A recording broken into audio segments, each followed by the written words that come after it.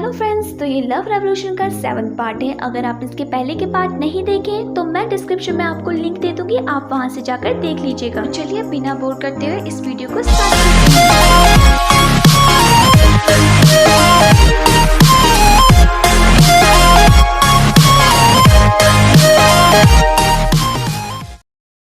तो ड्रामे के स्टार्टिंग में हम देखते हैं कि गोचियंग ब्रेकअप होने के बाद बहुत ही ज़्यादा अपसेट हो जाता है और अपनी क्लासेस पे भी ध्यान नहीं देता है। तो फिर वो फाइनली जारिम को मैसेज करने की सोचता है और वो मैसेज करता है जारिम को। तो वो लिखता है कि आई एम सॉरी, मैंने गलत किया था, मैंने तुम्हारे फ़ोन को टच किया। तो जारिम अपनी क्लास में पढ़ाई कर रही होती है, तभी वो मैसेज देखती है गोचियंग का आ रखा है। जैसे ही वो उसका मैसेज देखती है वो अपना फ़ोन ही स्विच ऑफ कर देती है।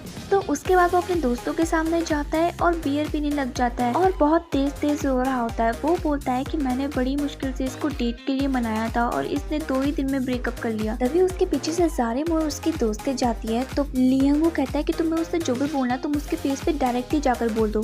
तो गोचियंग कहता है कि हाँ, मैं उसके सामने जाकर ये सब बातें कहूंगा। तो पहले तो वो बड़े ही जोश में जाता है, लेकिन जैसे ही वो जारिम को देखता है वैसे ही उसकी सिट्टी पिट्टी गुम हो जाती है और वो जारिम की तरफ उंगली कर बोलता है कि तुम अपना मोबाइल चेक करो। और ऐसा कहकर वो क्लासरूम में चले जाता है। उसे बहुत ही ज्यादा देर हो जाती है, सब बच्चे घर चले जाते हैं, लेकिन वो फिर भी जारिम को मैसेज ही करता रहता है। लेकिन जारिम उसका एक भी मैसेज नहीं देखती है। तभी वहाँ पर लियांग आ जाता है। लियांग उसे बोलता है कि एक लड़की की वजह से तुमने अपनी क्या हालत बना दी है, चलो घर चलो। तो गोचियंग मना कर देता है। तो लियांग उससे उसका फोन ही छीन देता है। उसके बाद वो दोनों के दोनों घर चले जाते हैं। तो नेक्स्ट डे जब जारिम अपने क्लासरूम में जा रही होती है तभी उसे लियांग दिखता है और लियांग उसके सामने आकर बोलता है कि गोचियंग ने इतनी भी बड़ी गलती नहीं की है कि तुम उससे ब्रेकअप कर दो। तो जारिम मुझसे कहती है कि क्या तुमको नहीं लगता है कि किसी की पर्सनल चीजों को उसकी इजाजत के बिना नहीं छूना चाहिए। और फिर वो बोलती है कि तुम हमेशा गोचियंग के लॉयर बनकर क्यों आ जाते हो, उसे जो भी बोलना है उससे बोलो कि वो मेरे सामने आकर कहे, तुमसे ना बोलने को कहे। तभी वहाँ पर गोचियंग आ जाता है और गोचियंग बोलता है कि अगर मैंने गलती की है तो तुमने भी गलती की है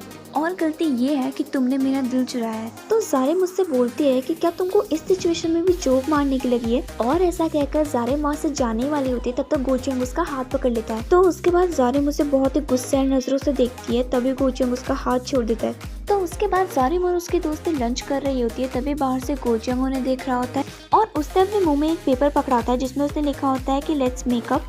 तो जारिम की दोस्तें जारिम से बोलती है कि एक बार देख तो लो कि वो क्या कहना चाहता है। तो जारिम कहती है कि ना मुझे उसे देखना है और ना उससे कुछ कहना है। फिर उसके बाद जारिम लंच खत्म कर बाहर आती है तो गोचियंग भी उसके पीछे पीछे आ जाता है और उसके पीछे माफी मांगते मांगते जाता है और बोलता है कि मेरा कोई इरादा नहीं था कि मैं तुम्हारी पर्सनल चीजें तुम्हारे मोबाइल में चेक करूं।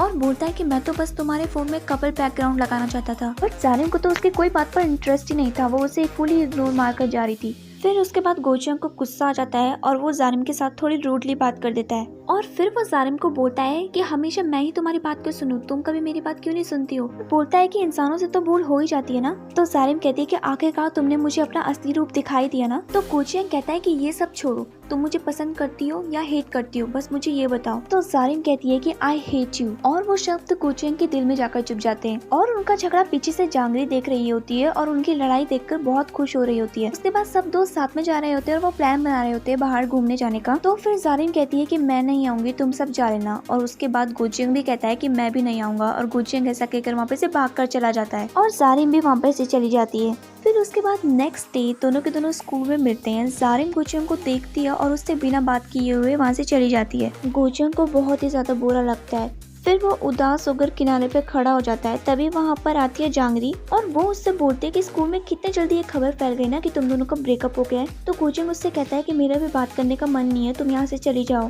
तो वो उससे बोलती है कि मैं यहाँ तुम्हारी बेइज्जती करने नहीं आई हूँ, तुम्हारा साथ देने आई हूँ। और बोलती है कि मुझे तो पहले से ही पता था कि वो तुम्हारी फीलिंग्स के साथ बस खेल रही है। और उससे बोलती है कि क्या तुम ठीक हो ना।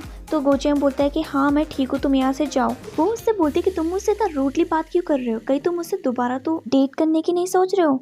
और फिर बोलती है कि वो सिर्फ तुम्हें बेवकूफ बना रही है और कुछ नहीं। और भी जारिम को बहुत कुछ बोलती है। तो गोचियंग उस पर बहुत तेज चिल्लाता है और बोलता है कि तुम जारिम की बेइज्जती मत करो। और फिर वो उससे बोलती है कि तुम टोटली एक लूजर की तरह साउंड कर रहे हो और ऐसा कहकर वहाँ पे से चली जाती है। और जब ये इंसिडेंट हो रहा था तो जारिम चुप चुप कर उन दोनों की बातें सुन रही थी। तो उसको बुरा भी लगता है कि उसने गोचियंग के साथ अब तक कितना बुरा किया, फिर भी वो उसके लिए कितना अच्छा बिहेव करता है। गोचियंग और जारिम के फ्रेंड्स ने घूमने का प्लान बनाया होता है, लेकिन वो दोनों नहीं आते हैं, इसलिए वो भी जाना कैंसिल कर देते हैं। तो गोचियंग के फ्रेंड गोचियंग के घर जाते हैं और जारिम के फ्रेंड जारिम के घर जाते हैं। तो जारिम मार्केट से आ ही रही होती है, तभी वो देखती है कि उसके घर के बाहर पर गोचियंग बैठा हुआ है। उससे पूछती है कि तुम यहाँ पर क्या कर रहे हो। तो गोचियंग कहता है कि मैं अपने घर से निकला हूँ, मुझे पता ही नहीं चला कि मैं कब यहाँ पर आ गया। उससे बोलता है कि मैं बहुत ही पागल हूँ, मैंने तुमसे इतनी बदतमीजी से बात की। फिर उसके बाद जारिम भी उसे सॉरी बोलती है और बोलती है कि मैंने भी तुमसे बहुत ही गंदे तरीके से बात की, तुम्हारी फीलिंग्स को नहीं समझा। फिर जारिम कहती है कि मैंने तुमसे कहा था ना कि मैं तुमसे नफरत करती हूँ, वो भी मैंने गुस्से में कहा था, ऐसा कुछ नहीं है। जंग बहुत ज्यादा खुश हो जाता है और बोलता है कि सच में। फिर उसके बाद वो रोने लग जाता है। तो जारिम उससे पूछती है कि क्या हुआ। तो गोचियंग कहता है कि मुझे लगा था कि मैं तुमसे अब कभी नहीं मिल पाऊंगा और ना ही तुमसे कभी बात कर पाऊंगा। तो जारिम कहती है कि मेरा ओरिजिनल प्लान तो यही था,